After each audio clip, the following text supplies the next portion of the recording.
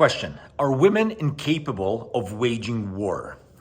I'm about a fifth of the way through Ursula K. Guin's 1969 award-winning, I believe both Hugo and Nebula, award-winning book, The Left Hand of Darkness.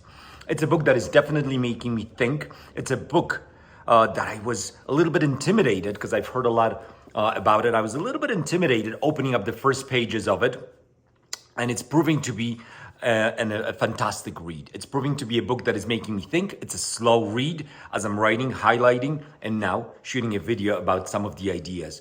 So in Left Hand of Darkness, we are on a planet called Guin, or Winter as it's called. It's a planet where everyone is gender fluid, or basically there is no gender on Guin, right? And Ursula K. Guin postulates in this book that only men are capable of waging war. And I'm going to read a small passage from the book, but I'm curious about your thoughts on that subject. So listen to this. On Guin, nothing led to war. Quarrels, murders, feuds, forays, vendettas, assassinations, tortures, and abominations, all these were in the repertory of human accomplishments on Guin. But they did not go to war. They lacked, it seemed, the capacity to mobilize. They behaved like animals in that respect, or like women. They did not behave like men or ants. At any rate, they have never done so. Interesting. The book was written over 50 years ago. Ursula K. Guin, her anarchist ideas, I'm loving it, right? Back then, the stuff she was writing, but are her ideas still in line with our current understanding of gender?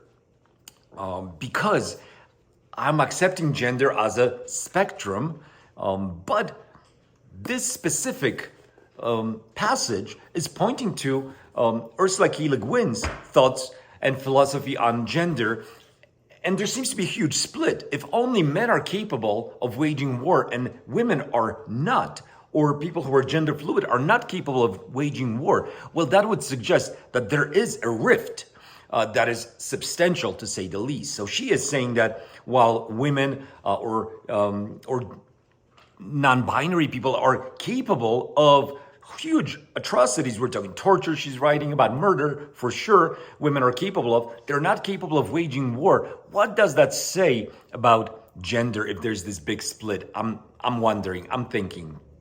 Obviously, historically speaking, all the wars have been waged by men. So this makes perfect sense, what she's saying in that respect. Although I do wonder, if women were in the position of power, would they wage wars? Would we have World War I, World War II? I don't know. But I'm curious about your thoughts on the matter here. Would women be capable of waging war, mobilizing armies, or is it something ingrained in the makeup of men? Again, historically speaking, I just finished watching, and I read the book, Remarque's book, but I just finished watching with my wife All Quiet on the Western Front, and that was such a difficult experience. Just watching that movie, we had to pause in the middle of it and take a break because we were physically and mentally, definitely mentally tired of watching the movie. We didn't end up going back to watching until the next day, where we were able to finish this important and powerful and touching and revealing story of World War I. And of course, we have the conflict in Ukraine with Putin attacking a country unprovoked and causing so much pain and suffering.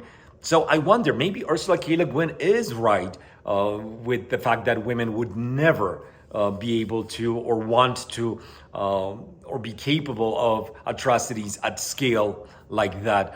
But again, while it's a thought that I can easily accept as the truth, I'm wondering, what does that say though about the gender as a spectrum idea? I wonder what you think. Please leave a comment below. I do know for sure that Ursula K. Guin is an author that needs to be talked about a little bit more, I think, than she is.